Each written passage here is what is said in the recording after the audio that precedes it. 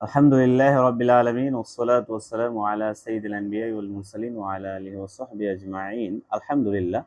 আজকের আলোচ্য বিষয় হলো বাচ্চাদেরকে মূলত শাসন করা।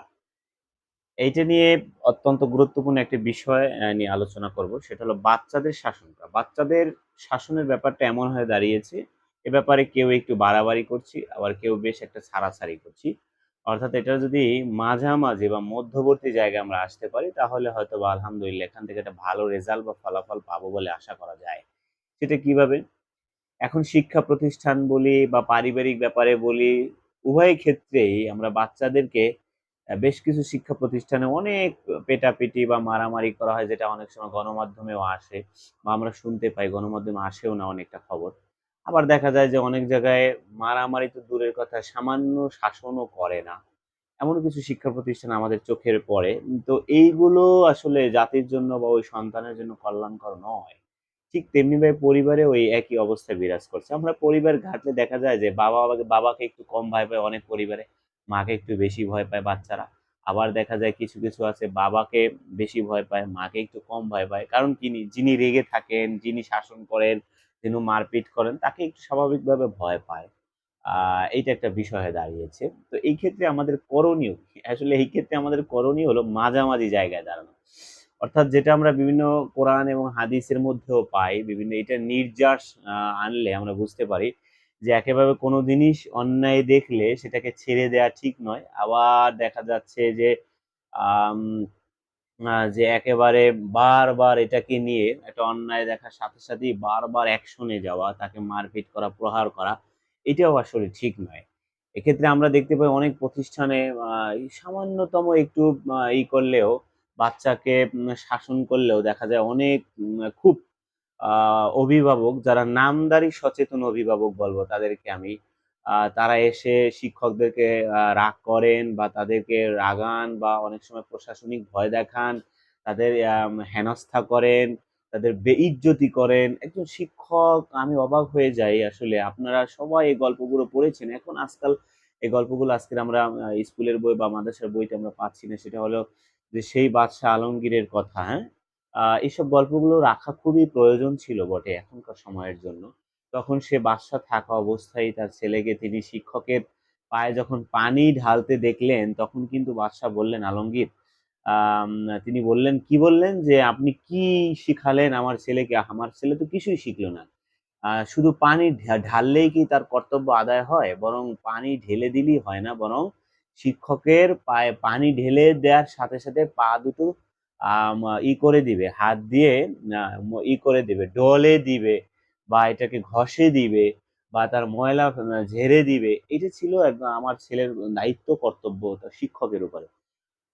শিক্ষক তখন আমরা জানি যে শিক্ষাগুরুর মর্যাদায় যে একটা কবিতা আমরা পড়েছিলাম। তো এখানে এসবগুলো আমাদের চোখের সামনে প্রস্ফুটিত হয়, ফুটে ওঠে যে আসলে একজন শিক্ষকের কি কদর, তিনি একজন বাদশা হয়েও কি কদর তিনি দিয়ে এলেন, হ্যাঁ? আমরা কি করছি? আমরা এখনকার সময়ে ছোটখাটো একজন ছোট নেতা হলেই বা ছোট কিছু অল্প করে টাকা-পয়সা হলেই আমরা আর কিছু মূল্যায়ন করতে পারছি না। একজন শিক্ষক তিনি তিলে, তিলে করে আপনার এই ছেলেকে মানুষ করছে, মেয়েকে মানুষ করছে। তিনি সুখে দুঃখে থাকেন। তিনি হাতে খড়ি থেকে শুরু করে আপনি যে সময়টুকু আপনি দিতে পারছেন না একটা বাচ্চাকে, সে সময় দিয়ে তিলে, তিলে মানুষ করছে। আপনি অক্ষর জ্ঞান শেখাতেও ব্যর্থ। আপনি সেটাও পারছেন না ঠিক করে, সেটা একজন শিক্ষক ঠিক করছে। এভাবে তিলে, তিলে করে কিন্তু আপনার ছেলে এবং মেয়েকে মানুষ করে একটা মনুষ্য জাতির একটা পূর্ণাঙ্গ রূপ দিতে সক্ষম হয়েছে একজন শিক্ষক।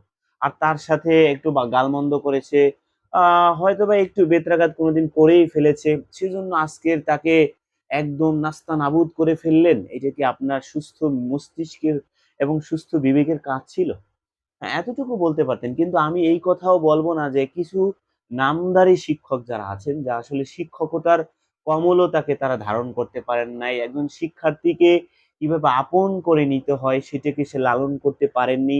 নিজের সন্তানের মতো তাকে আগলে বুকে কোলে পিঠে করে মানুষ করার মতো মমতাময়ী হওয়া, এইটাও অনেক শিক্ষক আমরা নিতে পারিনি। হিংস্র আ এমনকি আমরা অনেকটা খুব আ কি হই শিক্ষার্থীর প্রতি বেধড়ক মারপিট করি।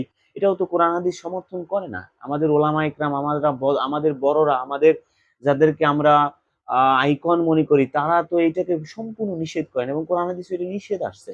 অতএব এই কাজ থেকে তো আমাদের এইসব কাজ থেকে আমাদের বিরত থাকা উচিত। তবে হ্যাঁ, একদম প্রহার থেকেও নিজেকে মুক্ত রাখা যায় না। আবার এমন প্রহার না করা যেটা শরিয়া সম্মত না, যেটা মানব বিবেক বহির্ভূত, যেটা সামাজিকভাবে যাদেরকে আমরা এটাকে খারাপ মনে করে থাকি, এটা ঠিক নয়। অতএব এইটার মাঝামাঝি অবস্থানে থাকা। অতএব একজন শিক্ষার্থীকে যে একেবারেই মারবে না, একেবারেই যে তাকে শাসন করবে না, এই যে টেনডেন্সি, এই যে একটা প্রবণতা আমরা অভিভাবকরা লালন করছি, এটা ঠিক নয়। অনেক প্রাইভেট প্রতিষ্ঠান, অনেক স্কুল, কলেজ, মাদ্রাসা দেখতে পাচ্ছি যে এমনভাবে তাদেরকে লালন পালন করছে যে একটু ধমক পর্যন্ত তারা দিচ্ছে না। আর এমন ধমকও দিচ্ছে না, এমন প্রতিষ্ঠানেই বাচ্চাদেরকে পড়াচ্ছেন যে হ্যাঁ, এটাই তো ভালো। হ্যাঁ, এমন অবস্থা হয় যে যখন একটু বড় হয়ে যায় তখন একটু ধমক দিলেই বাবা-মার সাথে অভিমান করছেন।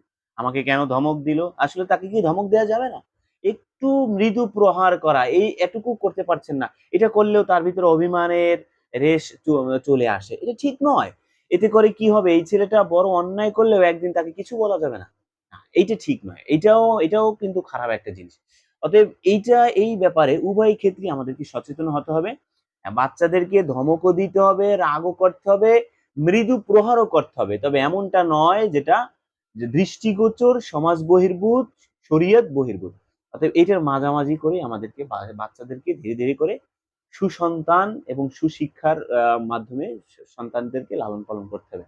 আল্লাহ পাক আমাদেরকে সহি বুঝ দান করুক। আখির দাওয়ানা আলহামদুলিল্লাহ।